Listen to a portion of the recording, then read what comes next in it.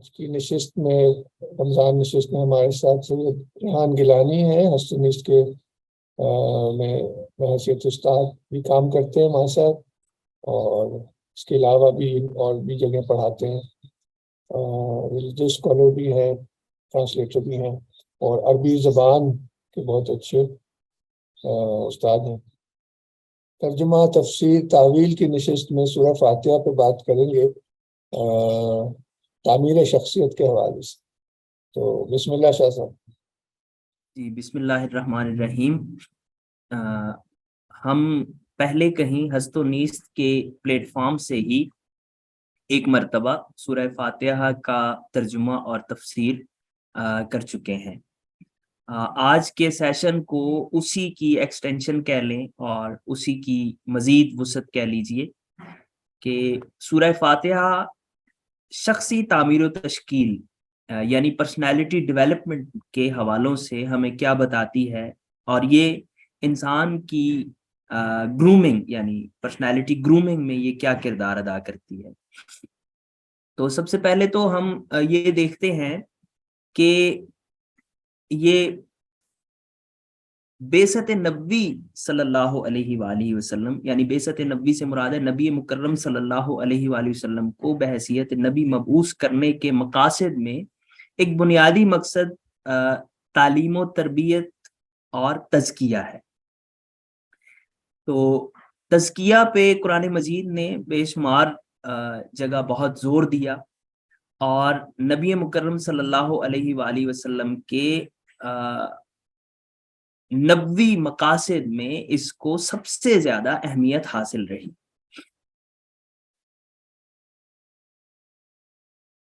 جدید دور میں یعنی قریب کچھ عرصہ سے آپ دیکھتے ہیں کہ ہر طرف پرسنالٹی ڈیولپمنٹ اور موٹیویشنل سپیکنگ اور اس قسم کی بہت سی چیزیں آپ کو دکھائی دیتی ہیں۔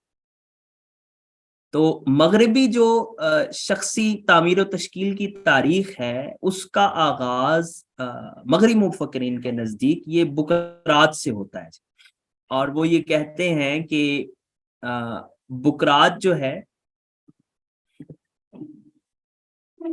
اس نے طبی نظریہ اخلاق دیا تھا جس کو یہ ہیومرز کہتے ہیں، اور اس کے مطابق شخصی اعمال اور انسانی رویے ان چار مختلف مزاجوں یا چار مختلف کیفیات کی وجہ سے تشکیل پاتے ہیں۔ ایک چھوٹا سا اوور ویو ہے، یعنی ایک تائرانہ نظر ہے تعمیر شخصیت کی تاریخ پر، تاکہ ہم آگے جب بات کریں تو ہم اسے مناسب طور پہ بہتر طور پہ انٹرلنک کر سکیں۔ تو یہ چار وہی مزاج ہیں جی جو آج حکمت یونانی میں استعمال ہوتے ہیں، یعنی صفراوی اور سوداوی اور پھر خونی یا ریحی جسے بادی بھی کہتے ہیں، اور بلغمی۔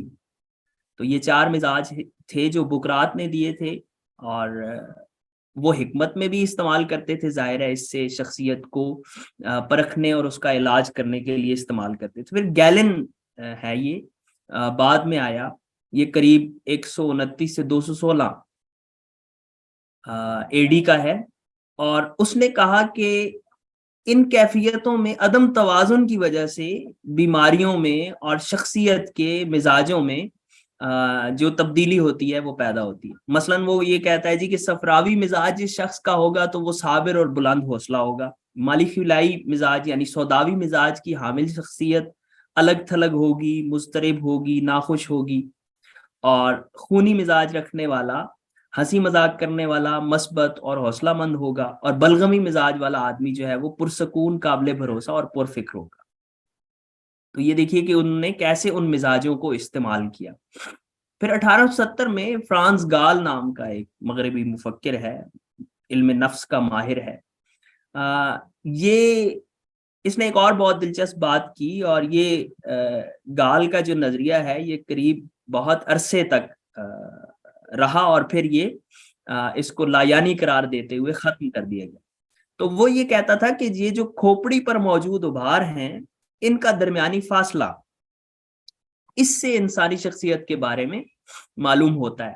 یعنی وہ اس نے ایک چارٹ بھی بنایا تھا جس سے وہ اسکل ایگزامن کرتا تھا اور پھر اس کے موجود ابھاروں اور ان کے درمیان فاصلوں کو ناپ کے وہ کہتا تھا کہ یہ شخص ایسا ہے اور اسے فلاں مسئلہ ہے اور اسے فلاں مسئلہ ہے. اور پھر یہ معاملہ چلتا رہا.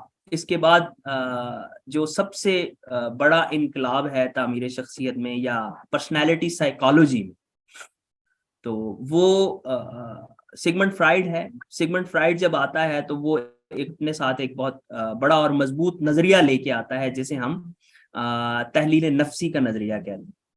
اور اس نظریے کی بنیادی طور پہ وہ شعور، ما قبل شعور اور تحت شعور نامی 3 اصطلاحات بناتا ہے اور اس پہ رکھتا ہے. اور یہیں وہ جو ہے یہ کہتا ہے، یعنی ہم سگمنڈ فرائیڈ کی بات کر رہے ہیں، تحلیل نفسی کے نظریے کی. وہ یہ کہتے ہیں کہ کچھ نسلیں ایسی ہیں جو جن میں اعلیٰ صلاحیتیں اور اعلیٰ چیزیں موجود ہوتی ہیں، اور اس نے بنیادی طور پر نسلی تعصب کو بہت زیادہ پروان چڑھایا. اور اس کے خلاف جب آواز بلند ہوئی تو وہ انہوں نے ہی کی جو نسلی تعصب کے خلاف آواز بلند کرنے والے تھے، ایکٹیوسٹ تھے. اور اس کے بعد جو دوسرا مضبوط ترین نظریہ ہے وہ جس کو ہم کہتے ہیں بیہیویئرلزم، یعنی کرداریت ہے. اور جس میں یہ کوئی ابراہیم موسلو نام کے آدمی تھے جنہوں نے کتابیں لکھی اور جنہوں نے کہا کہ آپ اشخاص کی تربیت کر سکتے ہیں. اور اس نے چوہوں پہ اور جانوروں پہ تجربہ کیا، شیر سدھانے والا جو رویہ ہے وہ اختیار کیا. اور تیسرا جو بڑا اسکول آف تھاٹ تھا پرسنالٹی ڈیولپمنٹ میں وہ ہیومنزم ہے، ہیومنسٹک تھیوری. وہ یہ کہتی ہے کہ انسان کو بحیثیت انسان سمجھا جائے. اور آج کل جس کی بڑی مانگ ہے مارکیٹ میں، جو یہ آپ دیکھتے ہیں کہ کووے کی 7 ہیبٹس ہیں یا 8th ہیبٹ ہے، یا کوگنیٹو تھیوریز کے ساتھ ملا جلا کے اس کو موٹیویشنل اسپیکر جو کچھ بھی کر رہے ہوتے ہیں وہ انہی چیزوں پہ بیس کرتا ہے، جس کو ہم ہیومنسٹک تھیوریز کہتے ہیں. اور جو کلینکل سائیکالوجی ہے وہ بہت زیادہ سگمنڈ فرائیڈ کے حوالوں سے بات کرتے ہیں. تو خیر یہ تو ایک اوور ویو تھا. ہم اس سب سے قطع نظر ہم یہ دیکھتے ہیں کہ شخصیت جو ہے وہ قرآن کی روح سے کیا ہے، قرآن کسے شخصیت کہتا ہے.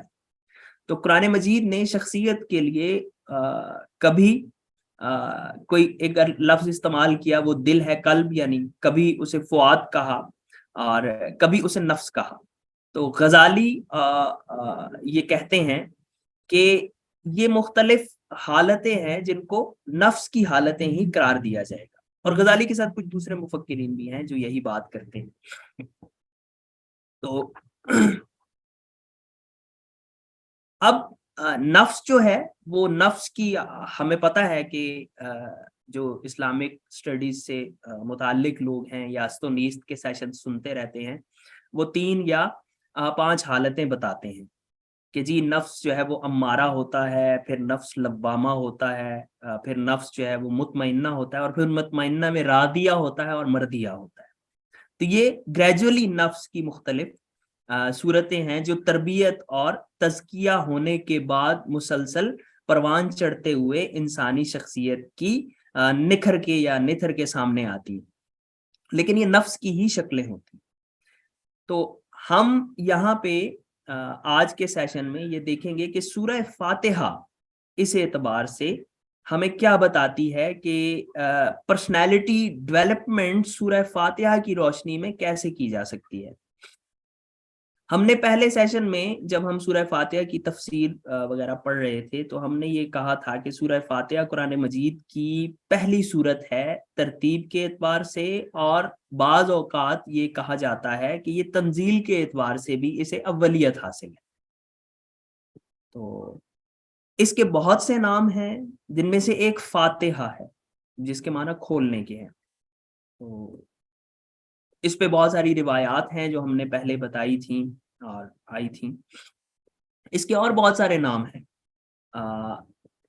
جن میں ام الکتاب، ام القرآن، سبع مثانی، سورۃ الکنز، سورۃ النور وغیرہ وغیرہ شامل ہیں. سورہ فاتحہ کے زمانہ نزول کے بارے میں 3 قسم کے اقوال ملتے ہیں جی. کچھ یہ کہتے ہیں کہ یہ مکی ہے، کچھ کہتے ہیں کہ یہ مدنی ہے، اور کچھ کہتے ہیں کہ یہ دونوں جگہوں پہ نازل ہوئی، یعنی متعدد بار نازل ہوئی، لیکن اس کا مکی ہونا مختار مذہب ہے، یعنی مکی ہونے کی طرف زیادہ لوگوں کا رجحان ہے۔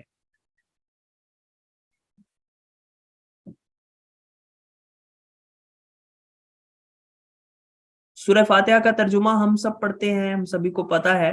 ہم یہاں پہ براہ راست ترجمہ ترک کرتے ہوئے سورہ فاتحہ کے تفسیری اور تعویلی جہاد کی طرف آتے ہیں، شخصی تعمیر یا تزکیہ کے اعتبار سے۔ ایک تو یہاں یہ بھی یاد رکھا جائے کہ قرآن مجید کتاب ہدایت ہے، اور ہدایت کے باب میں کوئی رتب و یابس ایسا نہیں جو قرآن مجید میں بیان نہ کر دیا گیا ہو، اور سورہ فاتحہ اس اعتبار سے قرآنی مضامین کا مقدمہ ہے اور جامع ہے سبھی مضامین کو۔ تو ہدایت کے باب میں قرآن مجید جن مضامین کو یا جن چیزوں کو تفصیلاً بیان کرتا ہے، ان کا اجمال سورہ فاتحہ میں سمو دیا گیا ہے۔ تو یہ مخ ہے اور مغز ہے پورے قرآن مجید کا، اسی لیے اس کی اتنی اہمیت ہے۔ تو سورہ فاتحہ میں اگر آپ مضامین کے اعتبار سے دیکھیں تو آپ کو، یعنی ہم یہ کیوں کہہ رہے ہیں کہ یہ اجمال ہے یا پورے قرآن مجید کی تفصیل کو اس میں سمو دیا گیا ہے؟ قرآن مجید میں عمومی طور پہ ہم دیکھتے ہیں کہ جو مضامین در آئے ہیں وہ توحید کے ہیں، عدالت کے ہیں، عقیدہ آخرت کے ہیں، اور اس کے ساتھ کچھ قصص ہیں۔ تو یہ ساری کی ساری چیزیں اجمالاً سورہ فاتحہ میں بھی موجود ہیں، یعنی باقی چیزیں تو واضح ہو جاتی ہیں، لیکن قصص کی بات پہ تھوڑا سا ذہن یہ سوال کرتا ہے کہ وہ کیسے ہے۔ تو جو انعمت علیہم ہے نا، صراط الذین انعمت علیہم، تو یہ آیت جن پہ انعام کیا گیا یہ اولیاء ہیں، نبی ہیں، صدیقین ہیں، شہداء ہیں، صالحین ہیں، یہ سبھی انعام یافتہ بندگان خدا ہیں۔ تو ان بندگان خدا کا تفصیلاً ذکر آگے ہے، اور یہاں ایک چھوٹی سی بات کرتے ہوئے اس کو اجمالاً سمو دیا گیا۔ تو تین بڑے مضامین کا ذکر کرتے ہیں قرآن مجید کے سبھی علماء کے، تین بڑے مضامین ہیں، ایک توحید ہے، ایک رسالت ہے، اور تیسرا عقیدہ آخرت ہے، اور چوتھا ہم نے بتایا کہ قصص ہے۔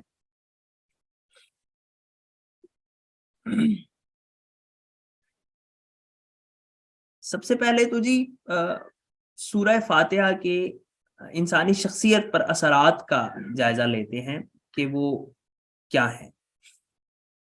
تو فی الفور یہ سمجھ لینا چاہیے کہ سورہ فاتحہ دعا ہے۔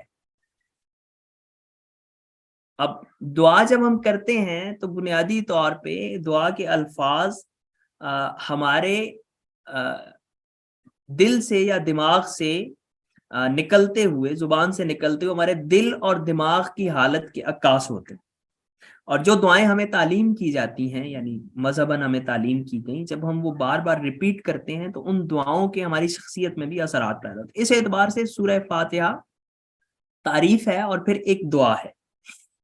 تو یہ شدید خواہش کے طور پہ ہمیشہ، یعنی جب سورہ فاتحہ ہم پڑھتے ہیں تو ہمیں یہ یاد رکھنا چاہیے کہ ہم یہ دعا کر رہے ہوتے ہیں اللہ تعالیٰ سے، اور اس دعا میں موجود چیزوں کی شدت خواہش موجود ہونی چاہیے، وہ پورے شوق موجود ہونا چاہیے۔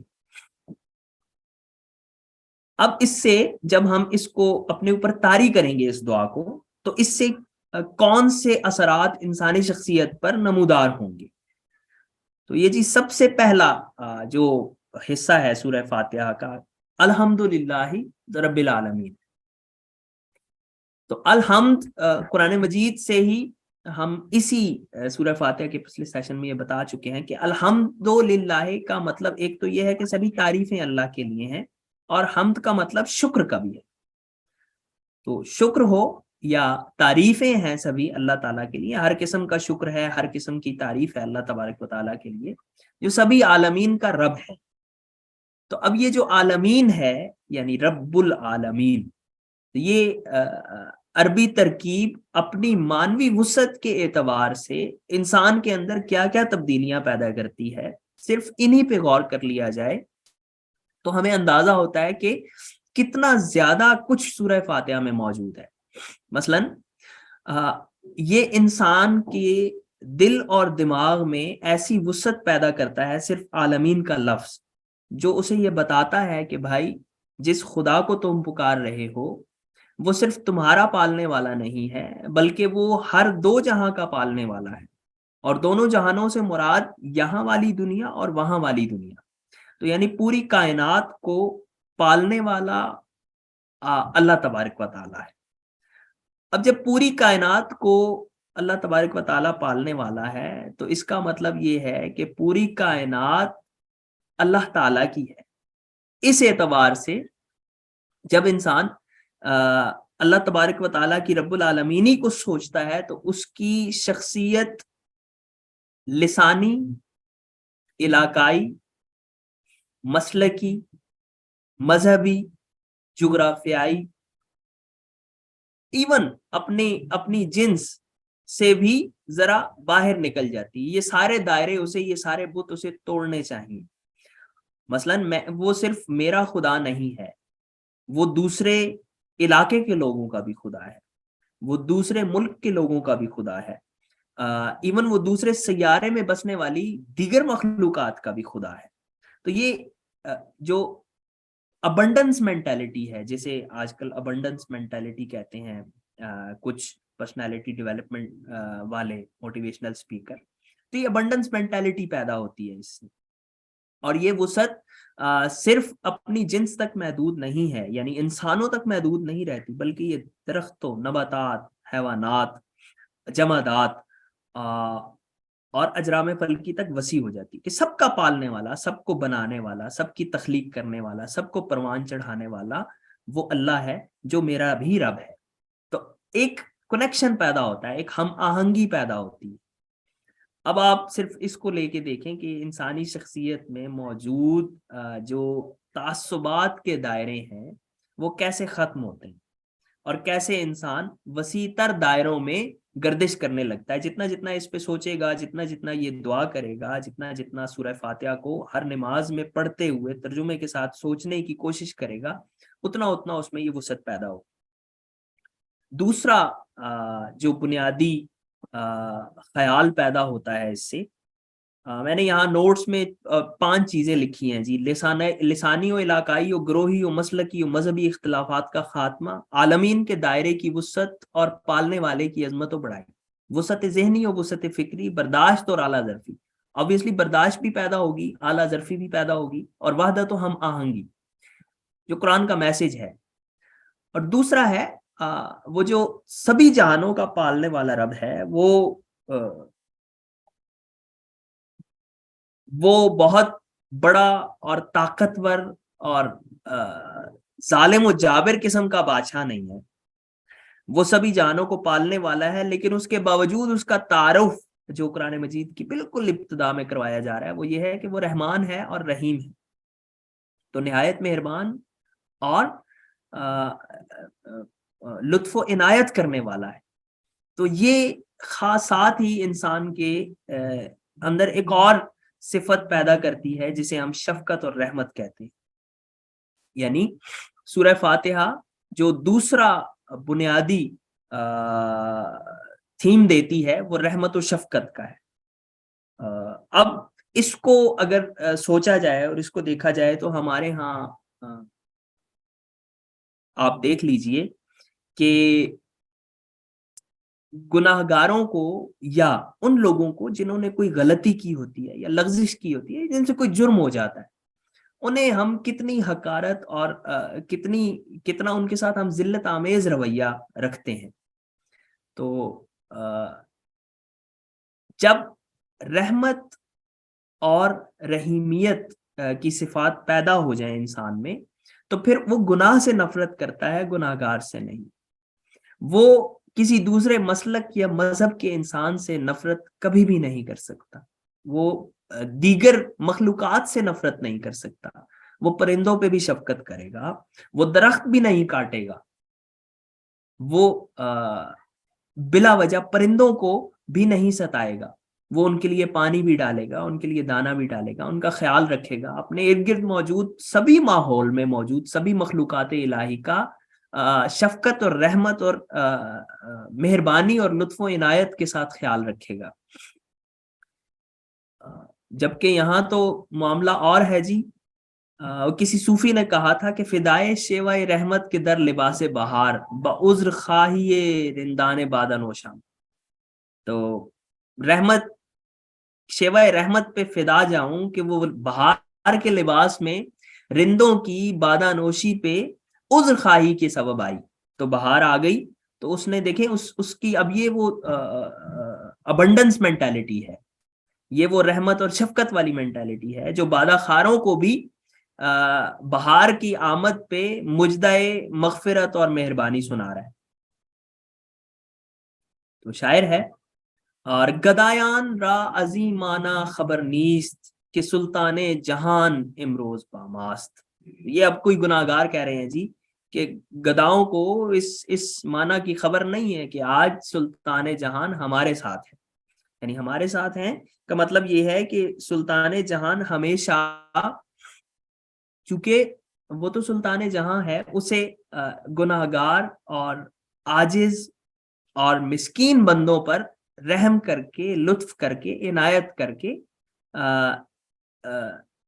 زیادہ اچھا لگتا ہے، اور وہ عجز کی بنیاد پہ، اور جو عجز یقیناً تبھی پیدا ہوتا ہے جب آپ سے لغزش ہوتی ہے، تو اس پہ بخشش کرتا ہے۔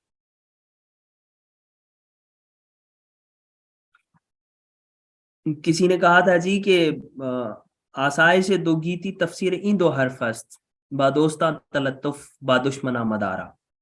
تو یہ ایک انسان کے اندر سورہ فاتحہ رحمت اور شفقت اور عنایت کے ایسے جذبات پیدا کرتی ہے، اگر اسے ان اے ٹرو سینس اس پہ عمل کیا جائے اور اسے سمجھ کے پڑھنے کی کوشش کی جائے۔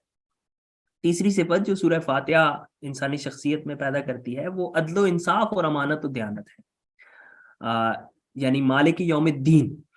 اب یہاں پہ وہ رب جو سبھی جہانوں کا رب ہے اور بہت رحمت اور مہربانی کرنے والا ہے، وہ ایسا نہیں ہے کہ مہربانی اور لطف و عنایت میں عدل کا دامن ہاتھ سے چھوڑ دے، بلکہ وہ عادل بھی ہے، وہ مالک یوم الدین بھی ہے۔ تو دین بمانا بدلہ، یعنی جزا و سزا، تو وہ گناہگاروں سے بدلہ بھی لے گا، اور اگر کہیں کوئی کسی پہ ظلم کرے گا تو پھر وہ اس کو اس کی جزا اور سزا بھی دے گا۔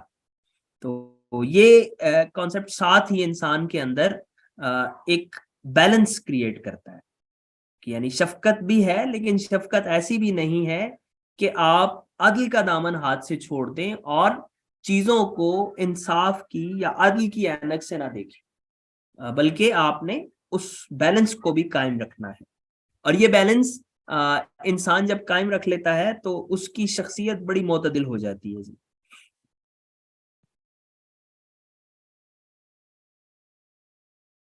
اس کے بعد جو مالک یوم الدین کے بعد جو اگلا ٹکڑا ہے، ایاک نعبد و ایاک نستعین۔ ایاک نعبد و ایاک نستعین کہ اے اللہ ہم تیری ہی عبادت کرتے ہیں اور تجھی سے مدد چاہتے ہیں۔ تو یہ انسانی شخصیت کے اندر ایک خاص قسم کا استغنا پیدا کرتا ہے، اور اس استغنا کے ساتھ جب وہ کہتا ہے کہ ایاک نستعین، تو پھر اس میں ایک خاص قسم کی عزت نفس بھی پیدا ہو جاتی ہے۔ استغنا اس بات سے کہ ہم کسی اور کی عبادت کرنے والے نہیں ہیں، ہمارا کوئی اور معبود نہیں ہے، ہم تجھے ہی تیری ہی عبادت کرتے ہیں۔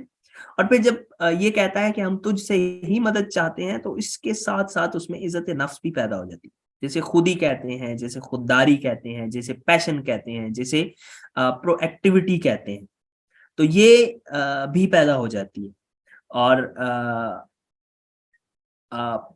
کل یا پرسوں ہی میں کہیں پڑھ رہا تھا کہ انہوں نے لکھا کہ شاید محی الدین ابن عربی کے حوالے سے ہی، کہ جو شرک خفی ہے وہ بنیادی طور پہ اسباب پہ بھروسہ کرنے کا نام ہے. یعنی اسباب پہ بھروسہ بائی مانا کہ اسباب کو ہی اپنے مسائل کے حل کا سبب گردان لیا جائے. تو اور ساتھ ہی انہوں نے اس ضمن میں یہ بھی لکھا ہوا تھا کہ جب قوم بحیثیت قوم کوئی بھی قوم اگر اسباب پہ بھروسہ نہ کرے اور یعنی انہیں جزون ربوبیت یا مالکیت کی صفات نہ دے تو پھر اس پہ یہ وعدہ کیا جاتا ہے کہ اس پہ عذاب نہیں آئے. تو بے شک عبادت تو ہم سارے اللہ تعالیٰ کی ہی کرتے ہیں, نماز اسی کے لیے پڑھتے ہیں, روزہ اسی کے لیے رکھتے ہیں, لیکن اگر ہم بھائی معنی دیکھیں تو ہم کون کون سے اسباب پہ کیسے کیسے بھروسہ کر رہے ہوتے ہیں اور کیسے کیسے ان کی چاپلوسی یا ان کی خوشامد یا ان کی صلاح یا ان کے بھلے یا خیر کو حاصل کرنے کے جتن کر رہے ہوتے ہیں. تو حالانکہ فاتحہ تو ہمیں یہ بتا رہی ہے کہ بھائی ایاک نعبد, صرف اسی کی عبادت کرنی ہے, اور صرف اسی کی عبادت کرنے کا مطلب یہی ہے کہ نہ تو شرک جلی ہونا چاہیے اور نہ ہی خفی ہونا چاہیے. یعنی اسباب کو اللہ تعالیٰ کی طرف سے سمجھنا چاہیے لیکن اسباب پہ بھروسہ نہیں کرنا چاہیے. اور دوسری جو خودی ہے جی عزت نفس ہے, وہ تو بڑی واضح ہے کہ اگر آپ میں عزت نفس نہیں ہے, خودی نہیں ہے, تو آپ اس زندگی میں کبھی بھی کسی بھی حوالے سے اپنے پاؤں پہ کھڑے نہیں ہو سکتے, نہ عقیدے میں, نہ نظریے میں, اور نہ ہی کسی عمل میں. تو عزت نفس بہت ضروری ہے. اور اس کے بعد جو اگلا نقطہ ہے وہ عجز و نیاز مندی اور انکساری کا ہے. یعنی فوراً ہی اب یہ بڑی بڑی اہم بات ہے کہ جب استغنا اور عزت نفس پیدا ہوتی ہے تو ساتھ ہی پھر تکبر کا خدشہ ہوتا ہے. تو اس سے بچانے کے لیے جب آپ یاد رکھیں گے, جب ہم یہ استغنا کا مظاہرہ کریں گے کسی اپنے سے طاقتور کے مقابلے میں, تو اسے ہم عزت نفس کہیں گے اور اسے استغنا کہیں گے. لیکن جب یہی لاپرواہی کسی کمتر, کسی غریب, کسی مفلس, کسی مسکین کے ساتھ برتی جائے گی تو پھر یہ تکبر ہے. تو تکبر کہتے ہیں نا کہ التکبر مال متکبرین صالح, کہ متکبرین کے ساتھ جو تکبر کرنا ہے وہ درست ہے, وہ صالح ہے, وہ اچھا ہے, وہ نیک ہے. لیکن جب یہی استغنا غریب کے ساتھ ہوگا تو وہ تکبر کہلائے گا, اور جب کسی متکبر کے ساتھ ہوگا تو اسے استغنا کہیں گے, اسے خودداری کہیں گے. فوراً جی عجز و انکساری کی بات کی کہ اہدنا الصراط المستقیم. اب یہ گریجولی پیٹرن دیکھیں کہ سب سے پہلے تو یہ پیدا کیا گیا, یہ صفت پیدا کی گئی کہ آپ نے اپنی وسعت ذہنی اور وسعت فکری کو کبھی ہاتھ سے نہیں چھوڑنا, اور آپ نے ابنڈنس مینٹالٹی کے ساتھ چلنا ہے. آپ نے مختلف چیزوں کو مختلف نظریات سے دیکھنا ہے, کبھی بھی ایک متعصب نظریے کی اینک پہن کے چیزوں کو نہیں دیکھنا. اور اس کے فوراً بعد آپ نے شفقت اور رحمت کرنی ہے, کیونکہ آپ کا خالق اور مالک رحمان اور رحیم ہے اور وہ آپ سے یہی چاہتا ہے. لیکن اس شفقت اور رحمت میں یہ ضرور یاد رکھیے گا کہ آپ نے انصاف اور عدل کا دامن ہاتھ سے نہیں چھوڑنا. زیادتی جو کرے اس کو اس کا بدلہ بھی ضرور ملنا چاہیے. اس کے ساتھ شفقت بعض اوقات, یعنی ظالم کے ساتھ شفقت بذات ہی ظلم ہے, تو ایسا نہیں ہونا چاہیے. اور اس کے فوراً بعد یہ بتایا کہ اپنے اندر استغنا پیدا کریں اور خودداری پیدا کریں, اور اس کے فوراً بعد کہ یہ استغنا اور یہ خودداری کہیں تکبر کی طرف نہ لے جائے, کیونکہ تکبر عزازیل را خار کر, تو شیطان کو تکبر نہیں خار کیا. تو اہدنا الصراط المستقیم کہ اے اللہ, فوراً عاجزی سے گڑ گڑاتے ہوئے, اپنے آپ کو ہیچ سمجھتے ہوئے اللہ تبارک و تعالیٰ سے یہ درخواست ہے کہ اے اللہ ہمیں راستہ دکھا. صراط راستہ ہوتا ہے, صراط وہ نقطہ نظر ہے، وہ راستہ ہے، وہ دروازہ ہے جو آپ کو ہدایت کی طرف لے کے جائے گا، جو آپ کو خدا سے قریب کرے گا، تو اس کو دکھانے کی دعا کی جا رہی ہے۔ اور پھر اس کے بعد دو اور آیات ہیں جن میں یہ کہا جا رہا ہے کہ اعتدال اور میانہ روی کے راستے پہ آپ نے گامزن رہنا ہے، اور پھر حق پرستی اور حق و باطل کی پہچان کرنی ہے۔ اب دیکھیے اس سورہ فاتحہ کی روشنی میں تین راستے دکھائے جا رہے ہیں، ایک ہے صراط الذین انعمت علیہم، اور ایک ہے غیر المغضوب، یعنی صراط المغضوب، صراط الذین انعمت، اور پھر صراط الضالین، غیر المغضوب علیہم ولا الضالین، نہ تو ان کا راستہ جن پہ غضب ہوا اور نہ ان کا جو گمراہ ہوئے، بلکہ ان کا جن پہ انعام ہو۔ تو نعمت کیا ہوتی ہے؟ نعمت بنیادی طور پہ اللہ تعالیٰ کی طرف سے وہ برکت ہے، وہ چاشنی ہے، وہ روحانی خوشی ہے، وہ اطمینان ہے، وہ سکون ہے جو آپ کو درست کام کر کے ملتا ہے، جو آپ کو معتدل رہ کے ملتا ہے۔ لیکن اگر آپ اعتدال سے ہٹے، افراط کا شکار ہوں یا تفریط کا شکار ہوں، تو دونوں صورتوں میں آپ سے وہ نعمت چھن جاتی ہے، آپ سے وہ سکون چھن جاتا ہے، آپ سے وہ اچھائی اور خیر اور بھلائی جو ہے وہ ختم ہو جاتی۔ مثلا اس کو ایک سادہ سی مثال سے یوں سمجھتے ہیں کہ اگر آپ نے کسی منزل پہ پہنچنا ہے اور آپ اس کے لیے آپ کو کسی نے بلایا کہ آپ فلاں جگہ پہ آ جائیں، اور آپ اپنی منزل پہ پہنچنے کے لیے ایک بہت ہی طویل راستہ اختیار کرتے ہیں، تو ظاہر ہے کہ آپ جب وہ طویل راستہ اختیار کریں گے تو طویل راستہ اختیار کرنے کی وجہ سے جو شخص آپ کا انتظار کر رہا ہے وہ آپ پہ غضبناک ہوگا کہ بھائی جب دوسرا راستہ موجود تھا تم نے اتنا لمبا راستہ اختیار کیوں کیا۔ تو یہ جو مغضوب راستہ ہے یہ گویا افراد کا راستہ ہے، اور جو ضالین ہیں وہ تفرید کے ہیں، یعنی وہ لوگ ہیں جنہوں نے راستہ کھوٹا کر دیا۔ راستہ جتنا ہے اس سے چھوٹا تھوڑا تو نہیں ہو سکتا، اس کا مطلب یہ کہ وہ بھٹک گئے، گمراہ ہو گئے، اور وہ اس راستے منزل تک پہنچ ہی نہیں سکے۔ تو یہ انعمت علیہم، یہ جو صراط الذین انعمت علیہم ہے، یہ انعام یافتگان کا راستہ، یہ مڈل وے ہے۔ قرآن مجید میں بہت جگہوں پہ عدوان سے، فساد سے، تجاوز سے منع کیا گیا، اسراف سے منع کیا گیا، احادیث میں کئی جگہ پہ منع کیا گیا۔ یہ کہا گیا قرآن مجید میں کہ تم وہ امت ہو جو امت وسط ہو۔ ایون انفاق فی سبیل اللہ میں بھی افراط سے، یعنی زیادتی سے منع کیا گیا کہ آپ نے اگر خیرات کرنی ہے تو خیرات بھی آپ نے بہت زیادہ نہیں کرنی، بلکہ اتنا ہی کرنا ہے جتنا آپ کی بہت بنیادی جو واجبات زندگی ہیں، جو فرائض زندگی ہیں، ان کے ساتھ ان کے علاوہ ہو۔ قرآن مجید میں منع کیا گیا کہ انفاق کرتے ہوئے بھی اسراف نہیں کرنا۔ اور اس کے بعد جو سب سے آخری بات ہے سورہ فاتحہ کی روشنی میں، وہ حق پرستی اور حق و باطل کی پہچان ہے۔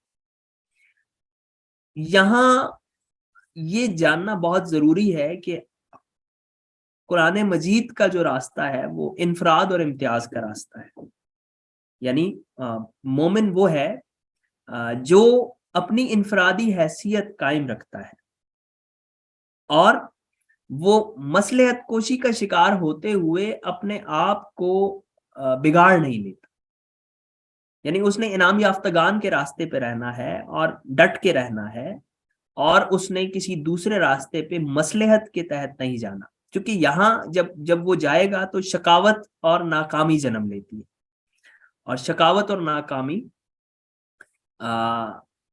فلاح کا راستہ نہیں ہو سکتا اور ہدایت کا راستہ نہیں ہو سکتا۔ تو سب سے پہلے اب ہم اس کو اگر سم اپ کریں تو ہم یہ دیکھتے ہیں کہ سورہ فاتحہ میں سب سے پہلے ہمیں یہ سبق دیا جاتا ہے کہ آپ نے تعصبات سے، ہر قسم کے تعصبات سے پاک ہونا ہے، اور اس کے بعد جو دوسرا سبق دیا جاتا ہے وہ یہ دیا جاتا ہے کہ آپ نے رحمت، مہربانی، التفات، تلطف اور شفقت کا معاملہ کرنا ہے۔ یہ آپ کو اس کی بہت سی نظائر ملیں گی، آپ اگر تھوڑا سا غور کریں گے قرآن مجید میں اور سیرت مطہرہ پہ۔ نبی مکرم صلی اللہ علیہ وسلم جیسے طائف کے میدان میں بچوں نے زخمی کر دیا، جبریل آئے، انہوں نے کہا کہ اگر آپ کہتے ہیں تو میں پہاڑ آپس میں ملا کے ان کو ملیہ میٹ کر دیتا ہوں، تہس نہس کر دیتا ہوں، تو آپ نے کہا نہیں۔ تو اب یہ آپ کی پیراڈائم چینج ہو جاتی ہے اس سے، اور رسول اللہ صلی اللہ علیہ وسلم نے کیسی خوبصورت بات کی, آپ نے فرمایا کہ دیکھو ان کی آنے والی نسلوں میں کوئی مسلمان ہو. اس طرح کل پرسوں میں ڈاکٹر معین نظامی نے حضرت رابعہ بصری کے حوالے سے پوسٹ لگائی ہوئی تھی کہ ان کے پاس اسرائیل آیا تو اس نے کہا کہ تم کون ہو؟ انہوں نے کہا کہ میں وہ ہوں جو بیوہ کر دیتا ہوں, یتیم کر دیتا ہوں, ایسا کر دیتا ہوں, ویسا کر دیتا ہوں. تو مائی رابعہ بصری نے کہا کہ آگے سے ان کو جواب دیا کہ تم ایسا کیوں کہتے ہو, تم ایسا کیوں نہیں کہتے کہ تم دوست کو دوست سے ملانے والے, یعنی موت کا فرشتہ ہے اور اس کو کیسا خوبصورت نام دے رہے ہیں کہ تم وہ ہو کہ جو دوست کو دوست سے ملاتے ہیں. اور پھر یہ اس کے بعد فوراً کہ شفقت اتنی بھی نہ بڑھ جائے کہ عدل کا دامن ہاتھ سے چھوٹ جائے. رسول اللہ صلی اللہ علیہ وسلم نے فرمایا کہ فاطمہ اگر میری بیٹی فاطمہ بھی ہوتی اور چوری کرتی تو میں اس کے بھی ہاتھ کاٹ دیتا. تو یہ عدل ہے. مالک یوم الدین ہمیں یہ بتاتا ہے کہ بھائی دیکھو جو بھی تم کر رہے ہو اس کا بدلہ ہوگا. اور اس کے فوراً بعد استغنا ہے اور عزت نفس ہے. استغنا اور عزت نفس کے فوراً بعد عاجزی ہے کہ تکبر نہ آ جائے, چونکہ استغنا تکبر لائے گا. جب استغنا اپنے سے بڑے کے سامنے ہوگا تو وہ استغنا ہے, جب چھوٹے کے ساتھ لاپرواہی برتیں گے تو امت سائلہ پلاتن ہے. اور اس کے فوراً بعد 3 راستے ہیں جن میں سے آپ کو مڈل وے بتایا گیا ہے, انعام یافتگان کا راستہ. اور اس کے ساتھ اس سب کے ساتھ سورہ فاتحہ یہ بتاتی ہے کہ حق و باطل کے امتیاز میں اپنی انفرادی حیثیت برقرار رکھنی ہے.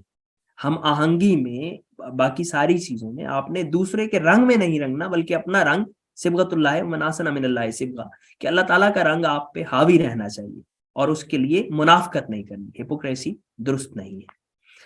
تو میرا خیال ہے کہ ہم بس کرتے ہیں.